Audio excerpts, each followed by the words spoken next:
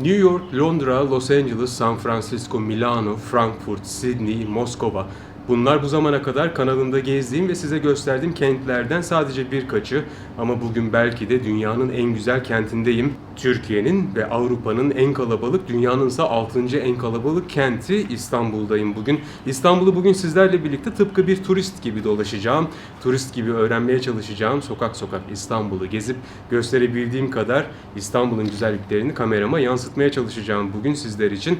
Belki de birçoğunuz aslında İstanbul'da yaşıyorsunuz. Günlük koşuşturma içerisinde işe gidip geliyorsunuz ama İstanbul'u bir turist gözünden gelin birlikte keşfedelim şimdi. Ne sen beni unut, ne de ben seni.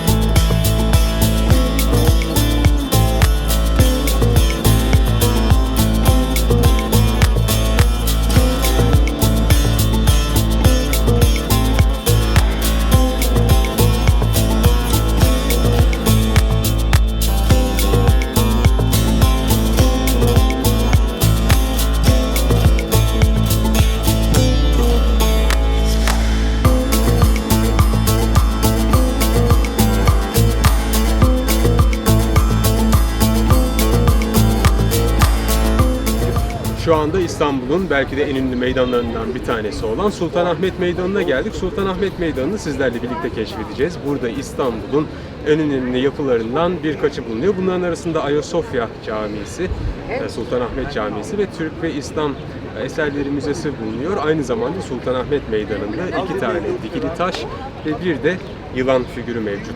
Sultanahmet Meydanı'nda 2 dikili taşın ortasında bir yılan sütunu bulunuyor. Bu birbirine sarılmış 3 tane yılanı temsil ediyor. Yılan sütunu M.Ö. 478 yılında yapılmış. Şu anda yılanların başları kopmuş. 3 tane yılanın başı da kayıp ama yılanlardan bir tanesinin alt çenesini İstanbul Arkeoloji Müzesi'nde dilerseniz görebilirsiniz. Yılan sütunu yapılırken tabii ki bunun da bir yapılış amacı varmış. Buradaki birbirine sarılmış yılanlar İstanbul'u düşmanlardan, yani çıyan ve akrep gibi hayvanlardan koruması için yapılmış. Arkamda gördüğünüz dikili taş milattan sonra 390 yılında dönemin Bizans İmparatoru tarafından İstanbul'a Mısır'dan getirilmiş. Dikili taş Mısır'ın Asvan kentinden çıkarılan granit taşlarıyla yapılmış. Aslında baktığınız zaman bu tek bir blok, tek bir taş, komple granit. Normalde yapımında 30 metre olan taş İstanbul'a taşınırken ve buraya monte edilirken gördüğü hasarlardan dolayı boyu biraz kısalmış. Şu anda aşağı yukarı 18 metre uzunluğunda. Taşın üzerinde gördüğünüz gibi Mısır yazısıyla yazılmış bir yazı var. Bu öyküyü dilerseniz internetten öğrenebilirsiniz. Fakat genel olarak burada Mısır Firavunlu'nun dünyada kazandığı savaşlar ve Mısır'ın nasıl yönetildiği ile ilgili bilgiler veriliyor.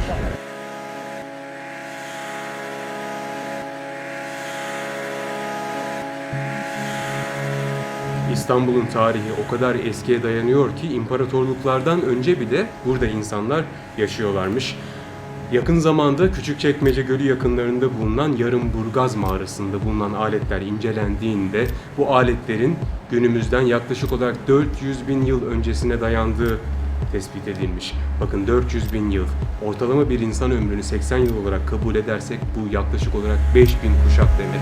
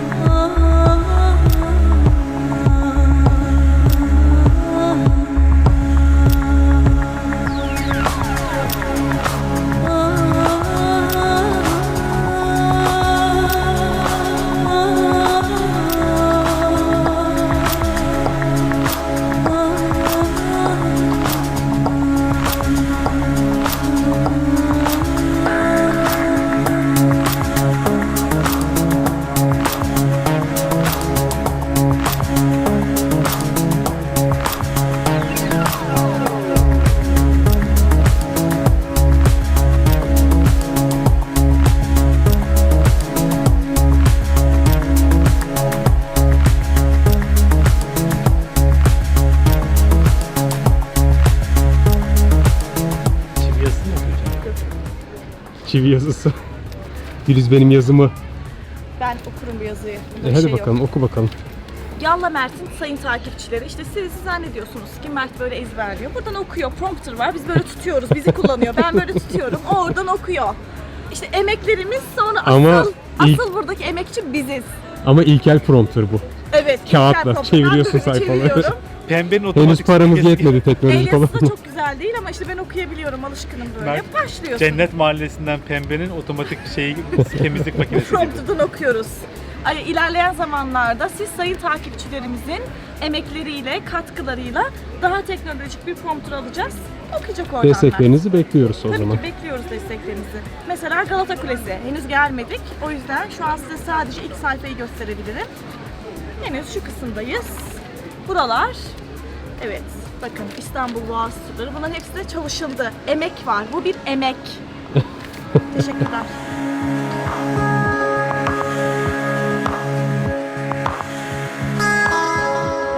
Mert her zamanki benim yine her şehirde olduğu gibi ziyaret ettiğimiz yerlerin isimlerinin anlamlarını açıklamamı istiyor. Ayasofya bildiğiniz üzere Aya ve Sofya'dan oluşuyor. Aya kutsal demekken Sofya ise bilgelik anlamına geliyor. Yani Ayasofya'nın anlamı kutsal bilgelik. 532-537 yılları arasında dönemin Bizans İmparatoru tarafından yaptırılıyor. Bir katedral olarak yaptırılıyor fakat 1453'te İstanbul'un fethiyle birlikte camiye dönüştürülüyor Ayasofya. Devam edebilirsin.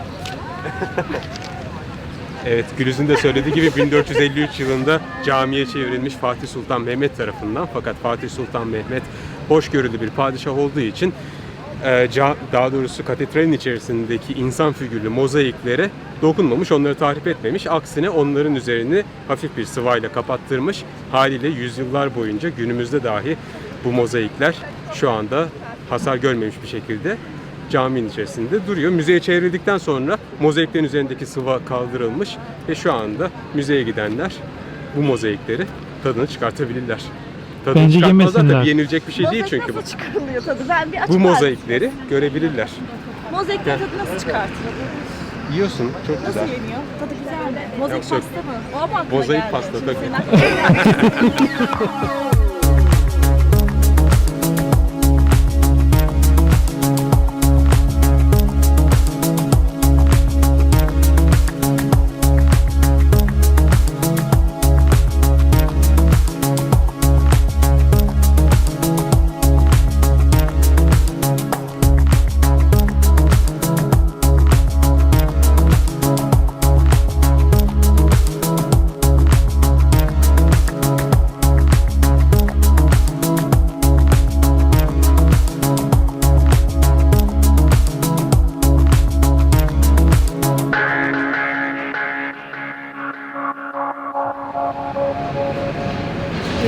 Telefonda.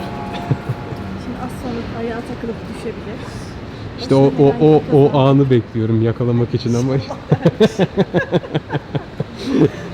Şu anda da İstanbul'un en ünlü meydanlarından bir tanesi olan Taksim Meydanı'ndayız. Taksim Meydanı turistlerin gözde noktası. Osmanlı zamanında çevre semtlere buradan su taksimi yani dağıtımı yapıldığı için buraya Taksim Meydanı adı verilmiş.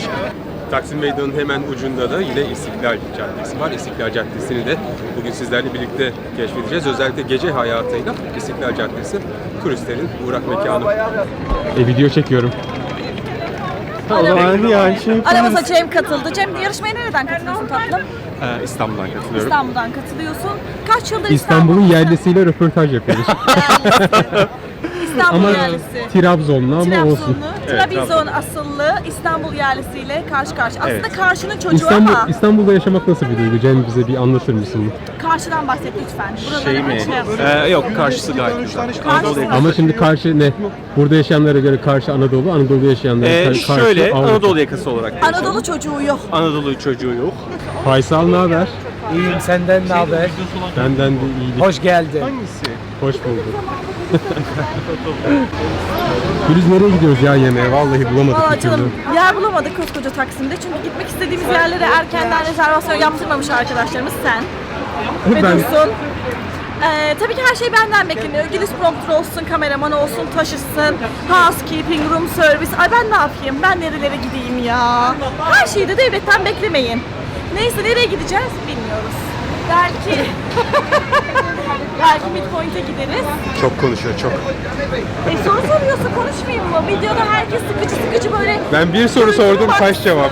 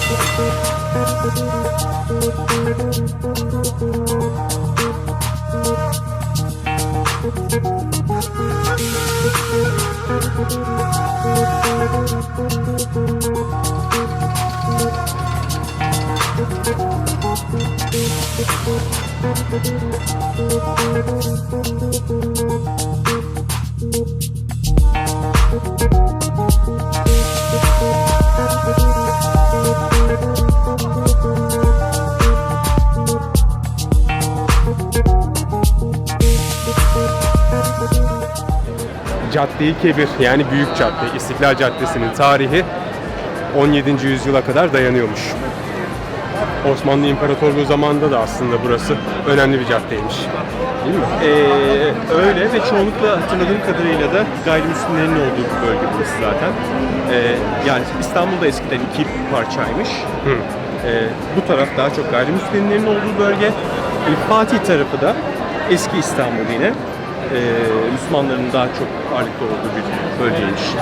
Bunu bilmiyordum ya. Kesin bilgi değil. Bu bilgiyi araştırıyoruz Kesin ama. bilgi değil. Google'dan siz yine de bakın doğruluğuna. Öğrendiğin ilk Türkçe kelime neydi? Yok bir de bu da çok var. Sor bakayım. İstanbul'u neden seviyorsun ya da seviyor musun? Yok İstanbul'u çok seviyorum tabii ki. Neden seviyorsun? Nesini seviyorsun? 7 yıl buradaydım. Böyle bir pozitif bir enerji bana geliyor. Güzel bir yer. Boğaz. Bütün şeyler İstanbul çok güzel gerçekten. Galata Tower is one of the most historical tower in Istanbul, especially in Beyoğlu district. And it's built 1993. 1993. 528 yılında dönemin Bizans İmparatoru tarafından yaptırılmış aslında bir fener kulesi, Galata Kulesi. Fakat 1717 yılından itibaren yangın gözetleme kulesi olarak kullanılmış. İstanbul'daki yangınların birçoğu bu kuleden gözetlenmiş. Her ne kadar bu kuleden gözetlense de zamanında büyük bir yangın çıkmış kulede ve kulenin büyük bir kısmı tahrip olmuş. Fakat şu anda restorasyon çalışmalarıyla kule geçmişteki günümüze kadar gelmiş.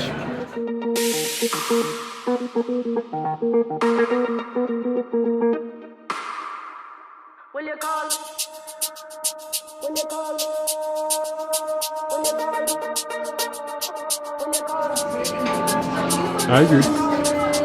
Merhaba de. Merhaba. Güzel bir manzara değil mi? Süper.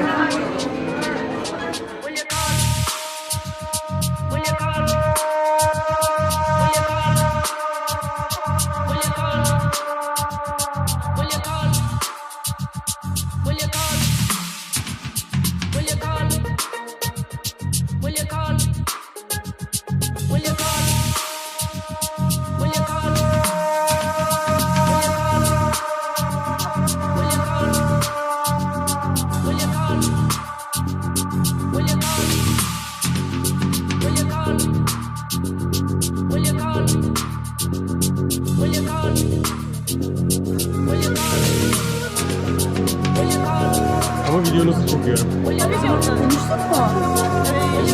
Takip. Ne? Botoks mu? Mert, günün nasıl geçiyor? Güzel geçiyor, yorucu ama biraz. Çünkü İstanbul yorucu bir kent. Ben zaten İstanbul'da yaşarken de çok yoruluyordum, hala yoruluyorum. İstanbul'u ne açıdan yorucu buluyorsun? İnsanları yorucu, trafiği yorucu, kalabalığı yorucu. Ondan sonra genel olarak yorucu ya. Hava harikaydı ama değil mi? Ama havası çok güzel. Kendisi çok güzel. Kendisi de çok güzel. Her şeyiyle. Her şey güzel aslında. Yani güzel ama yorucu. Çok fazla insan var. Güzel bir yorgunluk. Çok fazla insan var. Yani İstanbul'da ne kadar şu anda? 15 milyon insan var sanırım. 20 Yaşayan. 20 milyon. plus. 10 milyona düşse sanki biraz daha güzel olur ya. Hemen atalım. Geliyorlar buraya herkes. Ben de geldim zamanında. İş için, çalışmak için ama bir yandan iyi bir yandan kötü. Şoförlük günlerini özlüyor musun? Çok özlüyorum. Şoförcülük yapardım ben Taksim'den. Alırdım yolcularımı. Atatürk Havalimanı'na götürürdüm. Oradan geri getirirdim günde 4 kere. Kolay değildi. Sadece taksi mi yapardın? Ha? Sadece taksi mi yapardın? Arada sırada Bahçeli Evler'den de alıyordum. Ama kısa mesafe Sabiha değil, çok git şey. gel de yapmıyor muydun? Sabiha çok nadir ya. Karşının taksisi değilsin sen tabii. Sen Yok, buranın. Anadolu ben Avrupa'da. Ben karşının taksisi.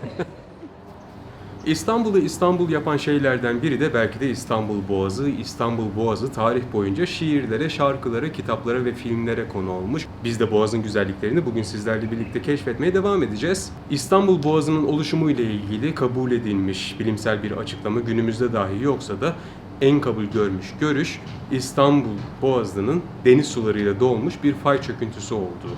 İstanbul Boğazı stratejik olarak çok önemli bir konumda. Haliyle Türkiye'yi de stratejik olarak yine çok önemli bir pozisyona getiriyor. Rusya, Ukrayna, Bulgaristan, Romanya ve Gürcistan için Akdeniz'e çıkışın tek yolu İstanbul Boğazı. İstanbul Boğazı'ndan yılda yaklaşık olarak 55 bin gemi geçmekteymiş. Bunların yaklaşık 10 bini ise petrol tankerleri. Yıllar boyunca İstanbul Boğazı'nda meydana gelen kazalar sonucunda milyonlarca ton akaryakıt İstanbul Boğazı'na akmış ve burada çevre kirliliğine yol açmış. Tabii çevre kirliliği için birçok faktör var fakat 1970'lerde yaklaşık olarak 70 balık türü varken İstanbul Boğazı'nda günümüzde bu 20'ye kadar düşmüş. İstanbul Boğazı'nda her daim bir akıntı var. Karadeniz'in yüksekliği Marmara Denizi ve Boğaz'a göre yüksek. İstanbul Boğazı hemen sonrasında biraz daha alçak. Karadeniz'den ve Marmara Denizi de İstanbul Boğazı'ndan daha alçaktaymış. Haliyle Karadeniz'den Marmara Denizi'ne doğru sürekli bir akıntı var İstanbul Boğazı'nda. İstanbul Boğazı'nın bu akıntısı rüzgarla birleştiği zaman oldukça şiddetli akıntılar oluşturabiliyor denizin yüzeyinde. Ve İstanbul Boğazı'nın kıvrımlı yapısını düşündüğümüzde bazen gemiler manevra yaparken burada zorlanabiliyorlar ve akıntıya kapılıp hızlarını alamayarak karaya oturabiliyorlar biliyorsunuz. Zaman zaman haberlerden dinliyoruz. Fakat bütün gemiler İstanbul Boğazı'nda kaza yaparken karaya oturanlar kadar bazen şanslı olamıyor. İstanbul Boğazı'nda bugüne kadar 28 tane gemi batmış ve bu batan 28 geminin 11'i akaryakıt tankeriymiş. İstanbul Boğazı'nın hem Anadolu hem de Avrupa yakasında bulunan yerleşim yerlerine, özellikle Boğaz'ın iç kısmında bulunan yerleşim yerlerine Boğaziçi deniyor. Boğaziçi Köprüsü de yapıldığı zaman adını buradan almış. İstanbul Boğazı'nın İngilizce ismi biliyorsunuz Bosporus. Bosporus Bizanslılar zamanında konulmuş bir ad ve Bosporus'un sözcük anlamı boğa geçidi demek. Karadeniz'den Marmara Denizi'ne olan akıntı o kadar kuvvetli ki İstanbul Boğazı'ndan yılda yaklaşık olarak 660 milyar metreküp su akmaktaymış. İstanbul Boğazı oldukça derin bir boğaz aslında düşündüğünüzde. En derin noktası Bebek civarında yaklaşık olarak 110 metreymiş. Ortalama derinliği ise 60 metre civarında. Biliyorsunuz İstanbul Boğazı'nda bulunan yalılar zaman zaman filmlere de konu oluyor. Boğaz içinde bulunan yalılar Türkiye'nin en değerli taşınmazları arasında yer alıyor. Will you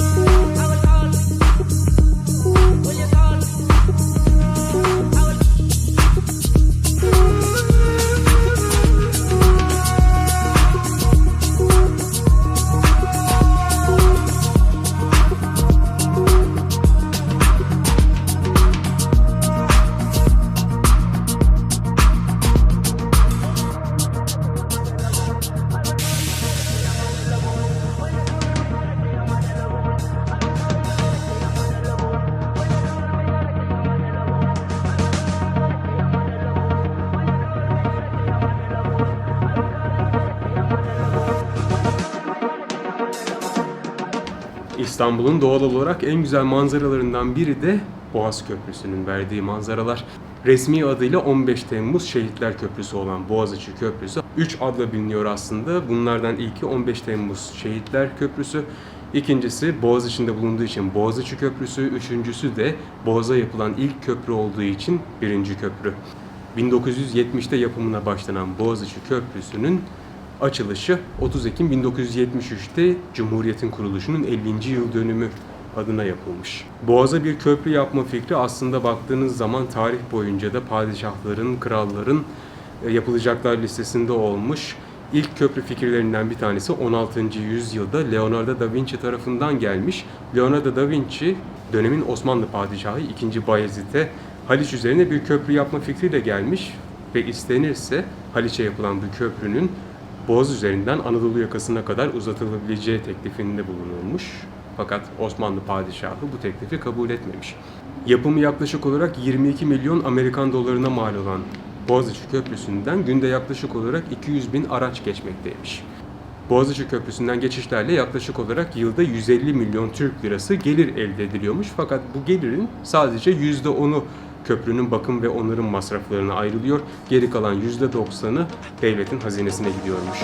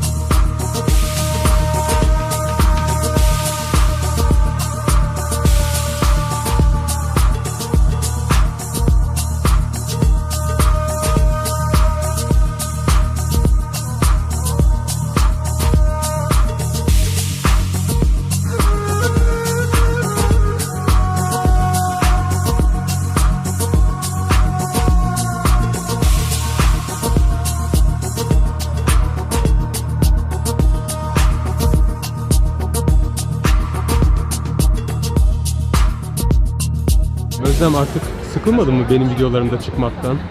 Ağzımda sakız yok, videomu çekemezsin. Çünkü ben iyi akşamlar dediğimde öyle bir aksiyonun olması lazım da yok. Şimdi merak edenler Özlem'in Eskişehir'de çekmiş olduğum videosuna girip ağzından nasıl sakız çıkarttığını görebilirler. Merak edenler de Mert'in beni rezil etmekten ne kadar hoşlandığını görmek istiyorlarsa Yallah Mert hesabını tıklayabilirler. Konuşamadım. Çünkü şu an o kadar sinirliyim, yine rezil oldum.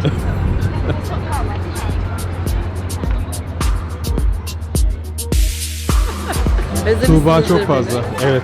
Phuket videosundan. Tuğba'yı daha fazla izlemek isteyenler Phuket videosunu.